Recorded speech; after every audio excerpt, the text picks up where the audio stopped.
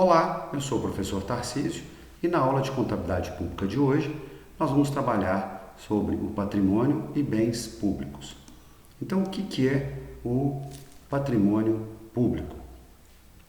Bom, temos aqui a figura de uma balança onde de um lado nós temos o ativo, que são os bens e direitos, e do outro lado nós temos o quê? O passivo, que são as obrigações, mais o patrimônio líquido. E temos nisso a equação básica da contabilidade, que é o que a gente chama de equação patrimonial, que o ativo menos o passivo é igual ao patrimônio líquido. Mas neste contexto, o que é o patrimônio público? Então, o patrimônio público é o conjunto de bens, direitos e obrigações, sendo que o PL nada mais é que o valor residual, ou seja, a diferença entre o ativo menos o passivo. Bom, o que é o ativo? O conceito que normalmente que a gente tem de ativos, igual eu mostrei anteriormente, é que ativos são os bens e direitos. Porém, existe um conceito mais sofisticado. Vamos ver esse conceito. Ele não se aplica somente à contabilidade pública, não. Ele se aplica também à contabilidade em geral. Então, o que é? O ativo são os recursos controlados. Por que recursos controlados? Não são só os recursos de propriedade da empresa. Porque se a gente pegar como exemplo o leasing operacional, a empresa ela tem o bem de posse, ela tem a posse do bem, está registrado no ativo como imobilizado, mas ela não detém ainda a propriedade. Ela só vai ter a propriedade no final do leasing, a hora que ela pagar a última parcela do leasing. Portanto, são recursos controlados, decorrentes de eventos passados, eventos que já ocorreram e que gerem benefícios econômicos futuros. Gente, o objetivo do ativo é exatamente, como o ativo não é o total de investimentos da empresa, então ele tem que gerar benefícios econômicos futuros. Então, o que é o ativo nessa história? É esse meizinho aí, ó. É este meio, que é esse miolo aqui, que é a interseção. Por quê? Não basta ser apenas recursos controlados, tem que ser decorrente de eventos passados e que gerem benefícios econômicos futuros. Bom, e o passivo? O passivo são obrigações presentes, ou seja, obrigações que têm que ser pagas no momento, que devem ser pagas, decorrentes de eventos passados, lógico que eventos já ocorreram, e cujos pagamentos gerem saídas capazes de gerar benefícios econômicos futuros. Óbvio, toda vez que a empresa contrai um passivo, gera um passivo, esse passivo ele vai gerar um benefício. Por exemplo, se a entidade adquire um financiamento, esse financiamento é muitas vezes para financiar um bem do imobilizado, então está gerando um benefício. Vamos pensar numa empresa normal aí, ela compra mercadoria a prazo, então gera a conta fornecedor no passivo. O que está acontecendo nesse caso? Essa conta fornecedor vai gerar um benefício econômico futuro, esse pagamento do fornecedor. Bom, então o passivo é exatamente essa interseção. Tem que ser obrigações presentes, decorrentes de eventos passados, cujos pagamentos gerem saídas capazes de gerar benefícios econômicos futuros. Esse é um conceito mais sofisticado, mas é o conceito mais correto de passivo.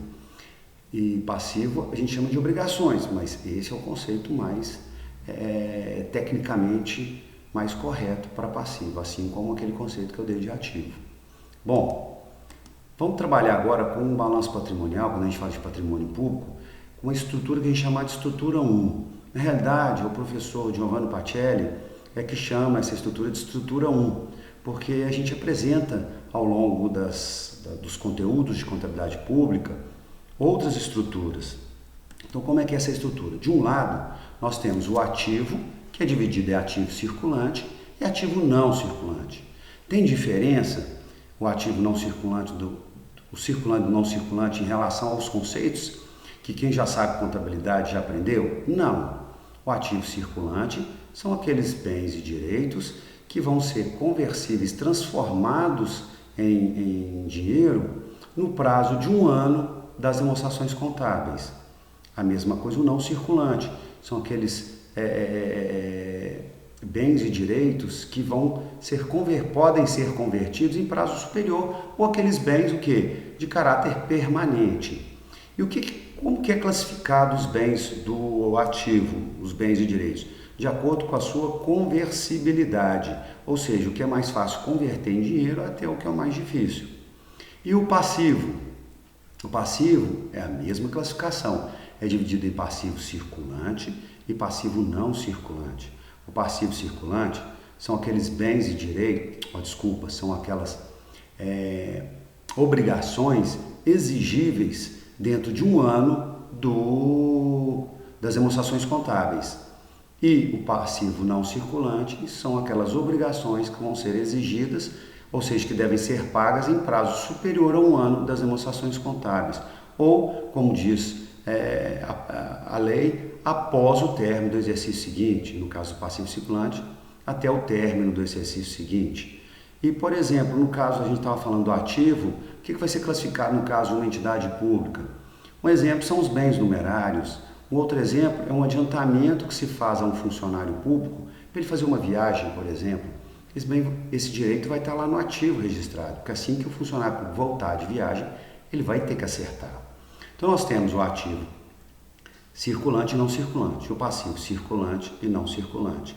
E como são classificados os itens do passivo circulante e não circulante? Segundo a sua exigibilidade, ou seja, o que vai ser exigido que seja pago mais rápido até o que vai ser exigido um prazo maior para ser pago. E a diferença, o valor residual entre o ativo e o passivo é o patrimônio líquido. Então, o patrimônio líquido vai ser a diferença do ativo em relação ao passivo. E, bom, além disso, nós fizemos a classificação do ativo e do patrimônio público na configuração de ativo e passivo, mas a gente tem um conceito também de bens públicos, que é o que nós vamos tratar aqui hoje. São patrimônio público e bens públicos. Já entendemos o que é o patrimônio público e não foge do patrimônio que normalmente já é tratado na contabilidade. Só que os bens públicos, a gente tem uma classificação segundo os critérios jurídicos. E por que essa classificação? Porque sabendo essa classificação, a gente vai saber quais bens públicos vão ser classificados no ativo não circulante. Então, o primeiro são os bens de uso comum. Os bens de uso comum se dividem em bens naturais, que são o que, gente? Os mares, lagoas, locais onde que o que? Não foram construídos pelo homem. São áreas públicas que não foram construídas pelo homem, são áreas naturais. Da mesma forma, tem os bens públicos, os bens de uso comum artificiais, são aqueles produzidos pelo homem. Por exemplo, um viaduto, uma praça pública, uma ponte, eles são os bens artificiais. Bom, ambos são inalienáveis, ou seja, não podem ser vendidos. E da mesma forma, são impenhoráveis. Por quê? Não podem ser objeto de penhora.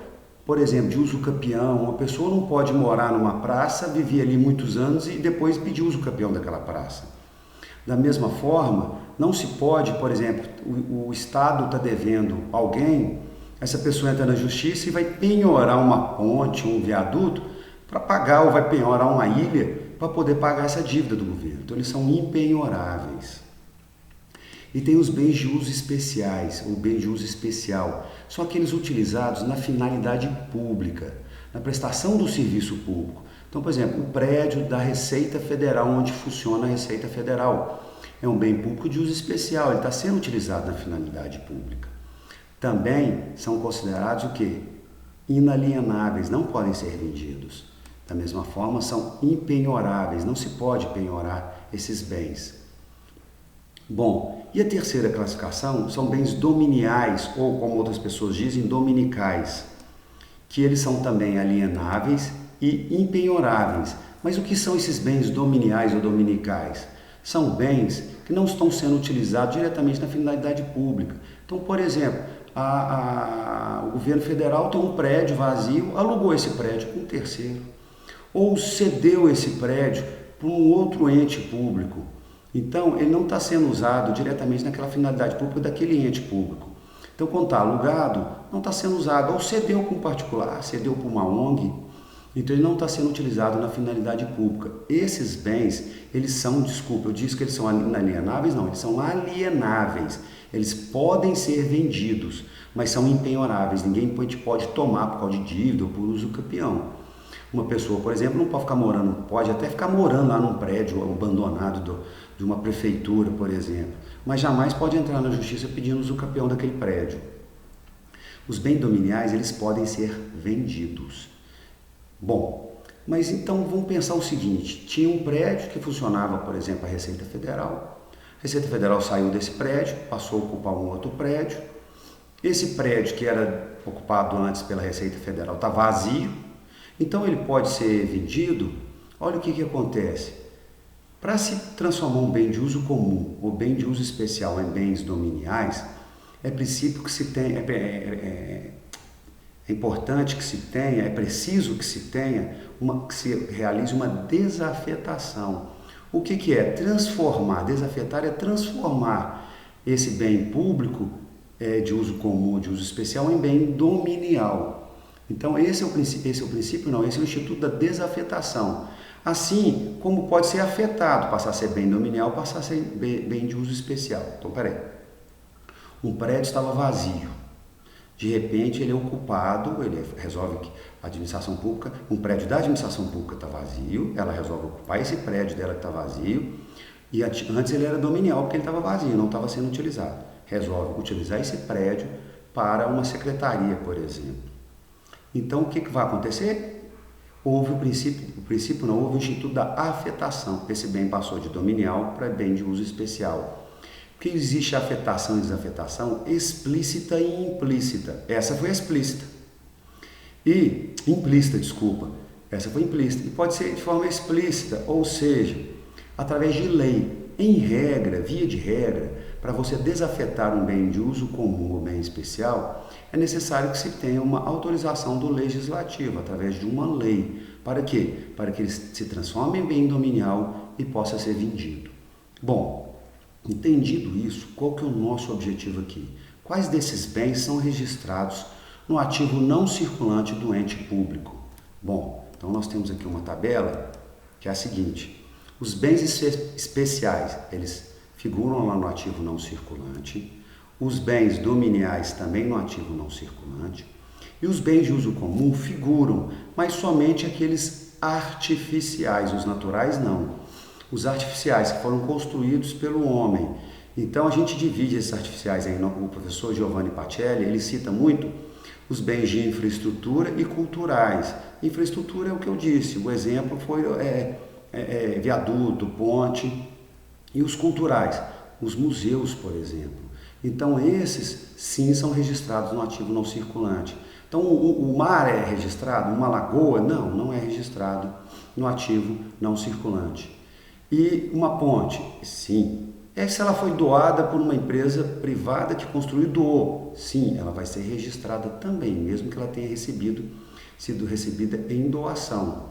Então, todos os bens públicos são registrados no ativo não circulante, com exceção dos bens de uso comum naturais. Então, os demais são registrados no ativo não circulante. E não se esqueçam, nenhum bem público pode ser penhorado, eles são impenhoráveis. E somente os bens dominiais é que podem ser vendidos. Os demais, eles têm que passar a se transformar em bens dominiais para que possam ser vendidos. Muitas vezes isso só pode ser feito através do legislativo, através de lei. Bom, esta é uma aula curta, mas de extrema importância no que diz respeito a quais bens públicos devem ser ou não registrados no ativo não circulante. Bom, muito obrigado, espero que vocês tenham gostado dessa aula.